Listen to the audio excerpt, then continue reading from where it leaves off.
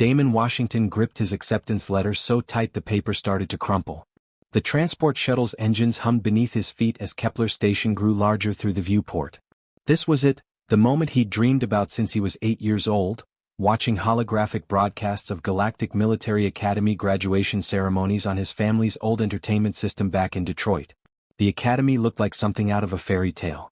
Massive crystal towers spiraled up toward the artificial sky, connected by bridges that seemed to float in mid-air.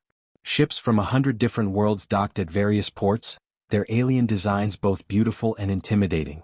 This place trained the galaxy's elite warriors, the beings who kept peace between the stars. And somehow, impossibly, they'd accepted him. Attention passengers, we are now docking at Kepler Station. Please gather your belongings and prepare for disembarkation. Damon shouldered his worn duffel bag, the same one his father had carried during his brief stint in Earth's Planetary Defense Force. Inside were 3 uniforms, some personal items, and a photo of his grandmother Keisha. She died when he was young, but his mother always said she would have been proud to see him reach for the stars. The docking tube extended with a soft hiss, and suddenly Damon could hear voices from the station, dozens of them, speaking in languages he didn't recognize. His universal translator would help, but there was something unsettling about not understanding the tone and rhythm of alien speech patterns. He stepped through the airlock and into chaos. The orientation hall was enormous, easily the size of 3 football fields. Hundreds of beings moved in small groups, their conversations creating a symphony of clicks, whistles, and growls that the translator struggled to keep up with. Damon had seen aliens before on news broadcasts and educational programs, but being surrounded by them was completely different. A group of Chronari warriors stood near the information desk, their blue skin gleaming under the artificial lights. Each one was built like a professional wrestler, except they had 4 arms instead of 2 and stood nearly 9 feet tall.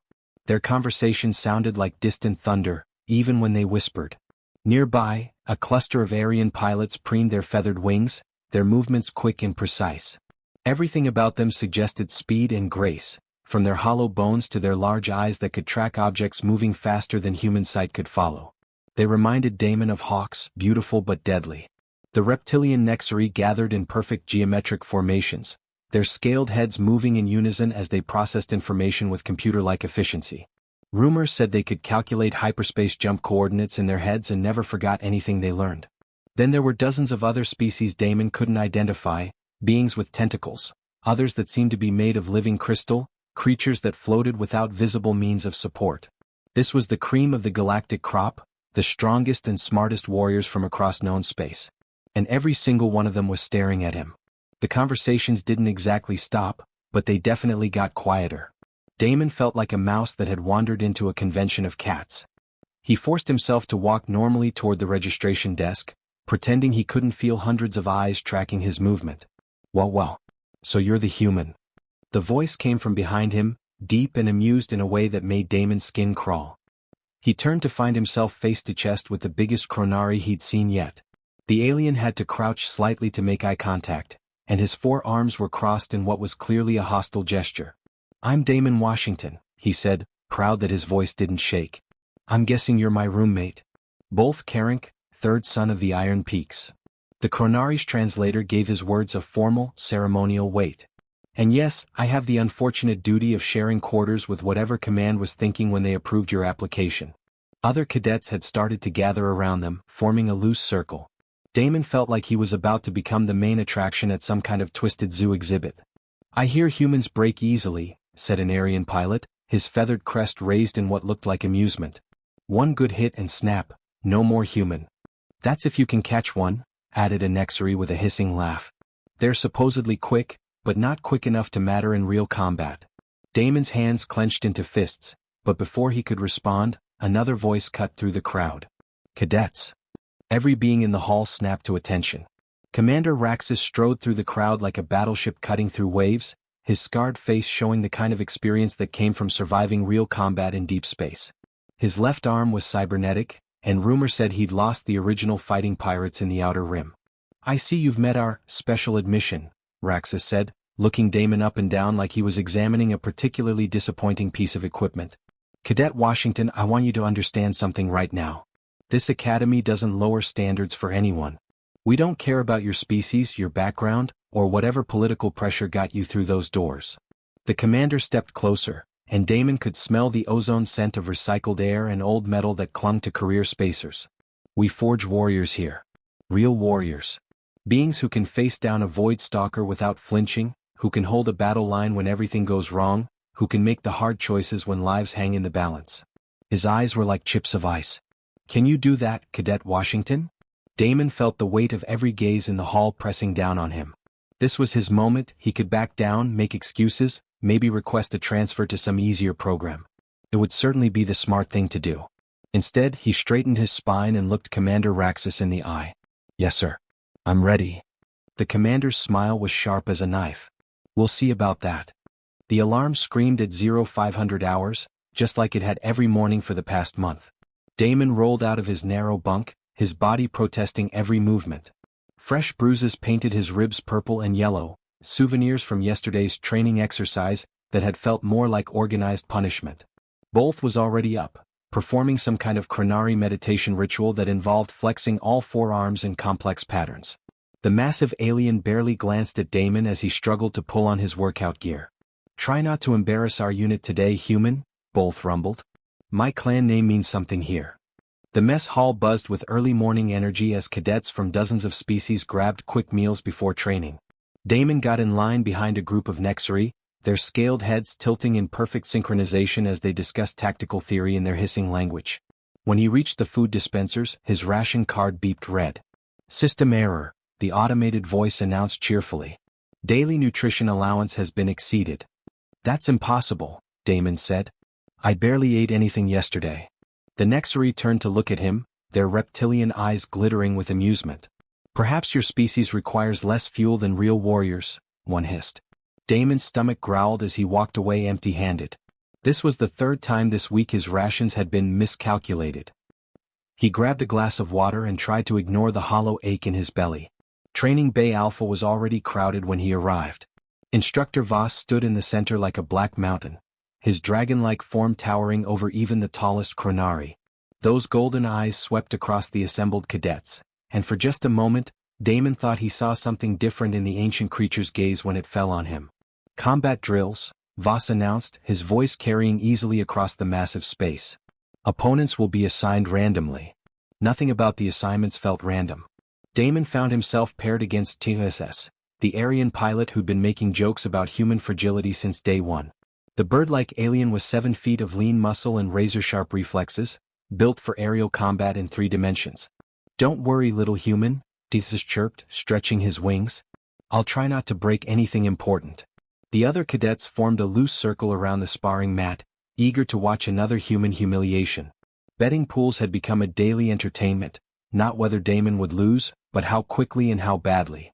The match began with TSS launching himself into the air, using his wings to hover just out of reach. Damon tried to close the distance, but the Aryan was everywhere and nowhere, striking with taloned feet before dancing away. Each hit felt like getting kicked by a professional athlete with knives for toenails. Within minutes, Damon was on his back, tasting blood and trying to remember which way was up. The automated medical scanners beeped warnings about potential concussion, but Instructor Voss waved them off. Again, the dragon commanded. The second round went even worse. ASS seemed to be enjoying himself now, making elaborate aerial maneuvers before striking. The crowd of cadets laughed and cheered each time Damon hit the mat. I had the human lasting 30 seconds, called out a Chronari warrior. Pay up. 25 for me, another replied. Easy credits. Damon struggled to his feet, his legs shaking. Everything hurt, but the worst pain was the knowledge that he was becoming exactly what they all expected, a joke, a failed experiment, proof that humans didn't belong among the stars. The medical bay had become his second home. Dr. Venth, the kindly four-armed healer, sked disapprovingly as he ran diagnostic scans over Damon's battered body.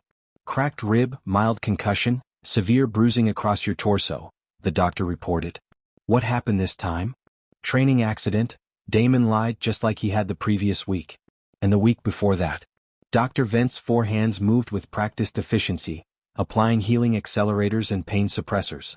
Perhaps you should consider a transfer to civilian studies, he suggested gently. There are many honorable careers that don't require physical combat. Through the medical bay's transparent walls, Damon could see other cadets training in the main gymnasium. They moved with the fluid grace of natural warriors, their alien physiques perfectly adapted for violence. A group of Chronari practiced hand-to-hand combat, their forearms creating defensive patterns no human could match. Aryan pilots ran aerial maneuvers that defied gravity, their hollow bones allowing impossible aerial acrobatics. And there, supervising it all, was Instructor Voss. The massive dragon moved between training groups, occasionally offering corrections or demonstrations. When he fought, even in training mode, it was like watching a force of nature contained in living armor.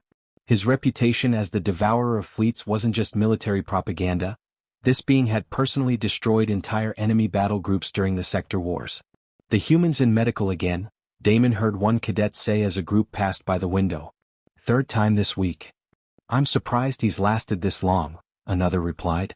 "Most species would have requested transfer by now." "Humans are supposed to be stubborn," added a third voice. "Too stupid to know when they're beaten." The laughter faded as they moved away, but the words lingered. Damon closed his eyes and tried not to think about the letter from his mother tucked away in his footlocker, asking how training was going and telling him how proud his grandmother would have been. That night, unable to sleep through the pain in his ribs, Damon made his way to Training Bay 7.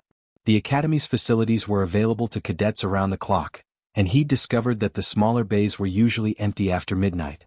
Here, he could practice without an audience, without the constant stream of commentary about human limitations. He started with basic forms downloaded from the Academy's combat database, throwing punches at holographic targets that couldn't hit back. His movements were getting smoother, more precise, but he knew it didn't matter. Tomorrow would bring another random opponent, another public demonstration of human weakness. The holographic enemy flickered and reset. Damon threw another combination, pretending the target was every alien who'd looked at him like he was contaminating their perfect academy just by existing. His knuckles were raw and bleeding, but he kept punching. Pain was better than lying in his bunk thinking about all the ways he was failing. He didn't notice the massive shadow in the doorway until a voice like distant thunder said, "Your stance is wrong." Damon spun around to find Instructor Voss filling the entrance to the training bay, his obsidian scales seeming to absorb the room's lighting. Up close, the dragon was even more intimidating than usual. Ancient scars crisscrossed his armored hide, and his claws could easily punch through starship hull plating. "Instructor Voss, sir," Damon stammered, suddenly aware of how he must look sweaty, bloody, training alone in the middle of the night like some kind of desperate wannabe warrior. "I didn't know anyone else was awake." Those molten gold eyes studied him with an intensity that made Damon want to hide. "You train when others sleep." "Why?" The question hung in the air between them. Damon could lie, make up some story about extra credit or personal improvement. Instead, he found himself telling the truth. "Because I have to work twice as hard to be half as good as anyone else here." Something shifted in the dragon's ancient features, though Damon couldn't read the expression. Instructor Voss stepped fully into the training bay, his massive form moving with surprising grace. "Show me your forms again," the dragon commanded. For the next hour, the most legendary warrior in the galaxy personally corrected Damon's technique. Those claws that could tear through battle armor guided his hands with delicate precision, adjusting his stance and teaching him combinations not found in any standard database. "You fight like you're trying to be something you're not," Voss rumbled as they worked. "Humans are not Chronari. You were not built for brute force." Damon paused mid-punch. "Then what was I built for, sir?" The dragon was quiet for a long moment, those ancient eyes seeming to look through time itself. "That remains to be seen, Cadet Washington. But I suspect the answer will surprise us all." The midnight training sessions became a routine. Every night after the academy fell silent, Damon would slip out of his quarters and make his way to Training Bay 7. And every night, Instructor Voss would be there waiting, as if the ancient dragon could sense his approach through the station's metal walls. Tonight felt different somehow. The dragon stood motionless at the center of the bay, his massive form silhouetted against the star field visible through the transparent aluminum windows. Those golden eyes reflected the distant light of nebulae, making him look less like a military instructor and more like something from the old legends Damon's grandmother used to tell. "You're improving," Voss said without turning around. "Your movements have gained precision. But you still fight with anger." Damon dropped into the ready stance the dragon had taught him, his muscles remembering the new patterns even after weeks of brutal daily training. "Maybe anger's all I have left, sir? Anger makes you predictable. Your enemies can use it against you." Voss finally turned, and Damon was surprised to see something almost like sadness in those ancient features. "Tell me, Cadet Washington, what do you know of the sanctuary incident?" The name meant nothing to Damon. He'd studied galactic history extensively during his preparation for the academy, memorizing every major battle and political event from the last century. I've never heard of it, sir. Voss moved to the observation window, his claws clicking softly against the deck plating. For a moment, he looked less like the feared devourer of fleets and more like an old being carrying the weight of too many memories. 47 years ago, the dragon began, his voice barely above a whisper, my homeworld faced extinction. Not from war or plague but from the universe itself. A rogue star had entered our system, its gravity well dragging it toward our sun. The collision would have created a hypernova that would have sterilized everything within 50 light-years. Damon had heard of hypernovas, stellar explosions so violent they could strip the atmosphere from planets across multiple star systems. Your people must have evacuated. We tried. Voss's reflection in the window looked haunted. 3 billion Draconians lived on the homeworld. Our entire fleet working together could maybe evacuate 50 million before the collision. The rest would have died watching our ships disappear into hyperspace, carrying the lucky few to safety. The training bay fell silent except for the soft hum of life support systems. Damon found himself holding his breath, sensing that whatever came next would change everything between them. Then came the human colony ship, Voss continued. The New Hope, carrying 5,000 civilians fleeing Earth's ecological collapse. They were headed for the Kepler belt, looking for a world where they could start fresh, raise their children under alien suns. Something cold settled in Damon's stomach. What happened to them? Voss turned from the window, and Damon saw something in those golden eyes he'd never seen before: respect. They turned around. 5,000 humans who owed my people nothing, who had never even heard of Draconians before that day, made a choice that defied every survival instinct evolution had given them. The dragon's voice grew stronger, taking on the cadence of someone reciting a sacred text. Captain Rodriguez broadcast one message to our fleet command: we're going to try something. Get your people as far away as possible. Then they flew directly into the gravity well between the two stars. Damon felt his legs go weak. They couldn't have survived that. No being could survive the gravitational forces involved. But the New Hope's mass, added at precisely the right moment in exactly the right location, was enough to alter the rogue star's trajectory. Instead of colliding with our sun, it slingshot past, carrying its death with it into empty space. Voss stepped closer, his massive form casting shadows across the training bay. 5,000 humans died in less than 30 seconds, crushed by forces that turned their ship into exotic matter. But 3 billion Draconians lived because of that sacrifice. The words hit Damon like physical blows. He thought of all the history courses he'd taken, all the documentaries about human space exploration he'd watched. No one had ever mentioned the New Hope or the Sanctuary incident. Why doesn't anyone know about this? He asked. Because my government classified the entire incident, Voss said, his voice heavy with old shame. The Council of Scales decided that acknowledging we owed our existence to primitive mammals would damage Draconian prestige. Better to let the galaxy think we saved ourselves through superior technology and tactical brilliance. Damon felt anger building in his chest, but this time it wasn't the helpless rage he'd carried for weeks. This was something colder, sharper, more focused. So humans died for nothing. No recognition, no memorial, no acknowledgement. Not nothing. Voss moved to a wall panel and activated a holographic display. Names began scrolling past in soft blue light, thousands of them, each one representing a life lost in the cold vacuum between stars. Among the crew of the New Hope was a young woman named Keisha Washington, age 23, navigation officer. The world seemed to stop moving.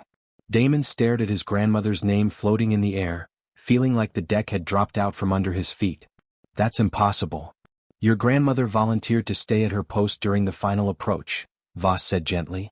The ship's navigation systems were damaged by gravitational stress, and someone needed to make constant course corrections to ensure they hit the precise coordinates.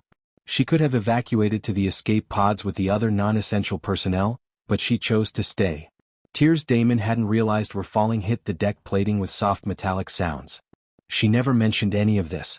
My family never knew. Because the records were sealed. But we knew. Every Draconian alive today owes their existence to your grandmother and 4,999 other humans who chose compassion over survival. Voss knelt down, bringing his massive head closer to Damon's eye level. My people swore a blood debt that day. What was given in sacrifice must be repaid in protection. I have waited 47 years for a member of the Washington bloodline to cross my path. The implications crashed over Damon like a tide. You knew who I was from the beginning. I recommended your application personally, Voss admitted. I have contacts in the Human Colonial Administration who watch for descendants of the New Hope's crew. When your name appeared in the Academy candidate pool, I made sure it reached the right desks. Damon's mind reeled. All those brutal training sessions, all the humiliation and pain, the betting pools and cruel laughter. Had it all been orchestrated? Did you know what would happen to me here? I knew you would face challenges, Voss said carefully. I also knew that warriors are forged in fire, not in comfort. Your grandmother died facing impossible odds to save people she'd never met. I wanted to see if that same courage lived in her bloodline. The dragon stood, his form once again towering over Damon. Tomorrow, Commander Raxus will convene an academic review board. He intends to expel you for insufficient progress, believing that will rid the Academy of its human embarrassment once and for all. Damon felt something hardening inside his chest, like molten metal cooling into steel. What do you want me to do? For the first time since Damon had known him, Instructor Voss smiled, a terrifying expression of fangs and ancient wisdom. I want you to remember what it means to be human. Your grandmother didn't defeat the rogue star through superior firepower or advanced technology. She won because she refused to abandon those who needed help, even when it meant certain death. Voss moved toward the training bay exit, then paused. Tomorrow, when they try to humiliate you one final time, I want you to show them what your grandmother's grandson can do. Show them why draconians swear blood debts, and why some sacrifices echo across the generations. The dragon disappeared into the corridor, leaving Damon alone with the holographic memorial still glowing in the air. He reached out and touched his grandmother's name, feeling the light pass through his fingers like starshine. For the first time since arriving at the Academy, Damon Washington smiled. The Great Hall had never felt so massive or so hostile. Damon stood at attention in the center of the circular chamber, surrounded by rising tiers of seats filled with every cadet and instructor in the Academy. The architecture was designed to make whoever stood in the center feel small and exposed, like a specimen under examination. Commander Raxus sat at the head of the review board, flanked by senior officers from various species. The scarred veteran looked pleased with himself, shuffling through Damon's file with theatrical precision. Behind him, massive viewscreens displayed combat footage and training scores, all of Damon's failures broadcast for everyone to see. Cadet Washington, Raxus began, his voice carrying easily to every corner of the hall. We are gathered here today to conduct a formal academic review. Your performance over the past month has been concerning. Murmurs rippled through the assembled crowd. Damon could see cadets leaning forward in their seats, eager to witness his final humiliation. Both sat with a group of Krenari warriors, his forearms crossed in obvious satisfaction. Azus preened his feathers from the Aryan section, already looking bored by what he clearly saw as a foregone conclusion. Your combat scores place you in the bottom 5% of your class, Raxus continued, activating a holographic display that showed Damon's statistics in stark red numbers. Your physical evaluations consistently fail to meet minimum standards for military service. The first clip began playing on the main screen, Damon being thrown across a training mat by a Krenari opponent, his body hitting the wall with a sickening thud. Laughter echoed from the stands and several cadets made crude jokes about human durability. Furthermore, Raxus said, clearly enjoying himself, your presence here has become a distraction for other cadets. Resources that should be dedicated to training real warriors are instead wasted on futile attempts to bring you up to acceptable standards. More footage played Damon failing obstacle courses, missing targets in weapons training, stumbling through zero-gravity maneuvers that other species handled effortlessly. Each failure was met with cheers and applause from the audience, as if they were watching some kind of sporting event. Damon felt heat rising in his cheeks, but underneath the embarrassment was something else, a cold, steady certainty that had been building since his conversation with Instructor Voss. These weren't just training failures being displayed. They were the death throes of his old self, the frightened human who tried so desperately to be something he wasn't. Therefore, Raxus declared, his voice swelling with authority, it is the unanimous recommendation of this board that Cadet Washington be immediately dismissed from the Galactic Military Academy for academic insufficiency and I invoke right of challenge. The voice that cut through Raxus's sentence was deep as a starship's engine and carried the authority of someone who'd commanded fleets. Every head in the Great Hall turned toward the instructor's section, where Instructor Voss rose from his seat like a black mountain coming to life. The hall fell silent except for the soft hum of life support systems. Right of challenge was an ancient law, rarely invoked and never taken lightly. It allowed any instructor to demand combat proof of a cadet's worthiness, overriding administrative decisions through trial by battle. Instructor Voss, Raxus sputtered, his face cycling through several shades of purple. This is highly irregular. The board has already reached its decision. The board, Voss rumbled, his golden eyes fixed on Raxus like targeting lasers, has not heard all the relevant testimony. The dragon stepped down from the instructor's platform, his massive form drawing gasps from cadets who'd never seen him outside of training sessions. Up close, his presence was overwhelming. 15 feet of living armor and contained violence, every movement speaking of power that could level mountains. I claim blood debt protection over this cadet, Voss announced, his words echoing off the chamber walls with ceremonial weight. By the sacred laws of my people, I challenge any who would harm one under my protection. The hall erupted in chaos. Blood debt protection was more than just military tradition. It was legally binding under Galactic military code, enshrined in the same treaties that had ended the sector wars. Raxus's face went from purple to white as he realized his carefully orchestrated humiliation had just become something far more dangerous.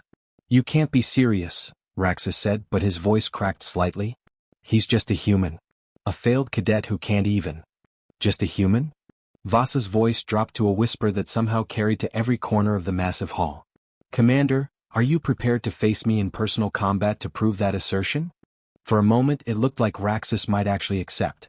His hand moved toward his sidearm, and Damon could see the calculations running behind his eyes: career advancement, personal pride, the chance to humiliate both the human and the dragon who'd protected him. Then survival instincts kicked in. Draken Voss wasn't just called the Devourer of Fleets because it sounded impressive. During the Outer Rim conflicts, he'd personally destroyed 17 enemy capital ships in single combat, using nothing but natural weapons and tactical brilliance. I invoke proxy combat, Raxus declared, his voice shaking slightly. Cadet TSS will represent my position in this matter. The Aryan pilot's head snapped up from where he'd been lounging in the stands. For just a moment, fear flickered across his avian features before being replaced by predatory excitement. At 7 feet tall with razor-sharp talons and reflexes that could track hypersonic projectiles, TSS was one of the most dangerous combat specialists in his year. I accept the honor, TSS called out, spreading his wings in an aggressive display. This will be over quickly. And I name Cadet Washington as my champion, Voss declared. If the hall had been chaotic before, now it descended into complete madness. Cadets leaped to their feet, shouting in dozens of languages. Instructors tried to restore order while legal advisors huddled around their tablets, frantically consulting military law databases. Damon felt the weight of every gaze in the hall pressing down on him as he stepped into the combat circle that had been hastily projected onto the floor. The betting pools were already forming, not on whether he would lose, but on how long he could survive against one of the Academy's premier fighters. Essus landed in the circle opposite him, his talons clicking against the deck plating. The Aryan's wings were fully extended now, creating an intimidating display of reach and agility. His large eyes tracked Damon's every movement with predatory focus. Nothing personal, human, Essus said, his translator making his chirping voice sound almost conversational. But you don't belong here and everyone knows it. The combat referee, a neutral Nexary with scales that shifted color to indicate impartiality, raised one clawed hand. Standard Academy rules. Combat continues until one participant yields or is rendered unable to continue. Begin. Essus launched himself into the air immediately, using his wings to hover just out of reach. It was exactly the same tactic he'd used during their training session weeks ago, the one that had left Damon bloodied and humiliated on the mat. But this time, Damon didn't try to close the distance. Instead, he moved sideways, keeping his eyes on the Aryan while his mind processed everything Instructor Voss had taught him during those midnight sessions. You fight like you're trying to be something you're not. Humans are not Chronari. You are not built for brute force. Essus dove down with claws extended, expecting Damon to dodge backward or try to block. Instead, Damon did something no sane being would attempt. He stepped forward, directly into the attack. The Aryan's predatory instincts, honed by millions of years of evolution, expected prey to flee from diving hunters. When Damon moved toward him instead, TSS had a split second of confusion as his brain tried to process the unexpected behavior. That split second was enough. Damon's elbow caught TSS in the solar plexus as the Aryan tried to adjust his dive trajectory, driving the air from his lungs and sending him crashing to the deck. The hall fell silent. OSS rolled and came up slashing, but Damon was already moving. Where logic said he should retreat, he advanced. Where tactical sense demanded he create distance, he closed in. Every move was unpredictable, adaptive, fundamentally human in its refusal to follow expected patterns. The fight lasted exactly 3 minutes and 17 seconds. When it ended, Thetis was on his back with Damon's knee pressed against his throat, the Aryan's wings pinned beneath him. "Yield," Damon said quietly. Thetis's large eyes blinked once, then again. "I yield," he whispered. The great hall remained dead silent as Damon stood up, breathing hard but victorious. In the instructor's section, Draken Voss smiled, an expression of fangs and ancient satisfaction. "The challenge is satisfied," the dragon announced to the stunned assembly. "Cadet Washington remains." The news spread like wildfire across the galactic communication networks. Within hours of Damon's victory, reporters from every major system were requesting landing permits at Kepler Station. The story had everything the media loved: an underdog triumph, ancient secrets, and the kind of dramatic reversal that made for compelling viewing across 100 different worlds. But it wasn't just the combat victory that captured galactic attention. It was what came after. 3 days following the challenge, Instructor Voss did something unprecedented in draconian military history. He declassified the Sanctuary incident records and released them to every major news outlet simultaneously. The footage was grainy, captured by long-range sensors 47 years ago, but it told a story that changed everything. The galaxy watched in stunned silence as the human colony ship New Hope turned away from safety and flew directly into certain death. They heard Captain Rodriguez's final transmission, calm and professional even as his ship was being crushed by gravitational forces beyond imagination. They saw the moment of impact, the brilliant flash as 5,000 human souls became one with the stars to save a world they'd never seen. The revelation hit different species in different ways. On Chronari homeworlds, warriors who had mocked human weakness gathered in ceremonial halls to observe moments of silence. Aryan pilots, master tacticians all, studied the New Hope's final approach and admitted they couldn't have calculated the precision required for such a sacrifice. Even the emotionless Nexari acknowledged that the tactical brilliance of the maneuver exceeded their computational models. Damon found himself at the center of a media storm he never wanted. Interview requests flooded his personal communication system from journalists across known space. Academy security had to establish a perimeter around the station to keep unauthorized ships from attempting to dock. The most persistent reporter, a three-eyed Altarian named Kelk Voss, somehow managed to corner him in the mess hall. "Cadet Washington, how does it feel to know your grandmother saved an entire civilization?" Kelk asked, his recording devices floating around them like metallic insects. Damon pushed his food around his plate, still not comfortable with the attention. "I wish she was here to see this. She never knew how many lives she saved." "Do you think her sacrifice changed how the galaxy views humanity?" "I think it showed who we really are," Damon replied, meeting the reporter's multiple eyes directly. "Humans aren't the strongest or fastest species. We don't have natural armor or enhanced reflexes. But when someone needs help, we don't ask what species they are or whether they can pay us back. We just help." The interview ran on every major network, and within days Damon was receiving messages from across human space. Veterans from Earth's colonial wars, asteroid miners from the Belt colonies, terraforming engineers working on distant worlds, all telling him how proud they were to see humanity represented among the stars. But the most meaningful change happened right at the Academy itself. Commander Raxus was quietly reassigned to a supply depot in an outer system, his career effectively ended by his role in trying to expel Damon. In his place came Commander Lisa Torres, a decorated human officer who'd spent 20 years building bridges between species in the diplomatic corps. Her first official act was establishing the New Hope Memorial Garden in the Academy's central courtyard. The memorial was simple, a curved wall of black stone bearing the names of all 5,000 crew members who died saving the draconian homeworld. At the center stood a holographic display showing the colony ship in its final moments, not as a symbol of destruction but as a testament to the heights of courage that thinking beings could achieve.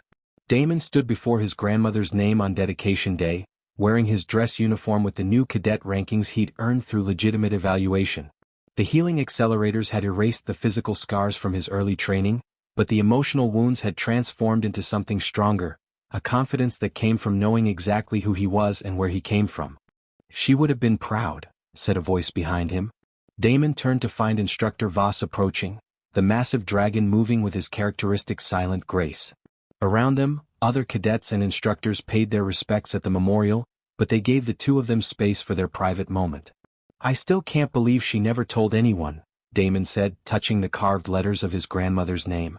"My whole family grew up thinking she died in some kind of navigation accident during a routine colony mission." "The records were sealed," Voss reminded him. "Your government thought it would be better to let the families believe their loved ones died peacefully rather than in the violence of a stellar collision. Maybe they were wrong about that. Perhaps." The dragon's golden eyes reflected the holographic display. "But they were not wrong about the character of the people they were trying to protect. Your grandmother's sacrifice was not an anomaly, Cadet Washington. It was quintessentially human." The Academy itself had transformed around Damon over the past months. Species that had once mocked human weakness now competed for the chance to train alongside him. Cultural exchange programs sprouted up across the station as cadets sought to understand what made humans willing to die for strangers. The library's xenobiology section added an entire wing dedicated to human studies, and professors from across the galaxy applied for visiting positions. More importantly, Damon was no longer alone. 12 more human cadets had arrived on the latest transport, young men and women from colonies across human space who'd applied after seeing news coverage of the sanctuary incident. They walked through the academy halls with their heads held high, knowing they belonged here not despite their humanity but because of it. "I heard you're being promoted to senior cadet status," Voss mentioned as they walked away from the memorial. "Yes, sir. Commander Torres says they want me to help train the new human arrivals." Damon paused. "I'm also going to be assisting with the new human studies curriculum. Apparently, other species are very interested in learning how we think." "And what will you teach them?" Damon considered the question as they moved through the Academy's corridors. Around them, the station hummed with life, thousands of beings from across the galaxy learning to work together, to fight together, to trust each other with their lives. It was exactly what his grandmother had died to protect, though she'd never lived to see it. "I think I'll start with something simple," he said finally. "That strength isn't about how hard you can hit or how fast you can move. It's about standing up when everything in the universe is telling you to stay down. It's about helping people even when it costs you everything." Voss's rumbling laugh echoed off the corridor walls. "Your grandmother would indeed be proud."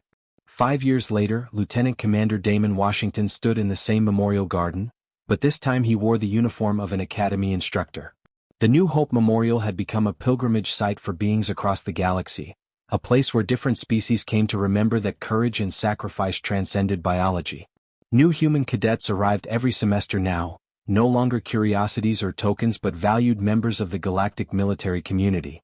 The galaxy had learned an important lesson through his grandmother's sacrifice, that true strength came not from superior firepower or advanced technology, but from the simple willingness to help those in need. As the twin suns of the Kepler system set behind the station's crystal spires, Damon touched his grandmother's name one more time and smiled. The future was bright for humanity among the stars, built on a foundation of honor that would echo through generations yet to come.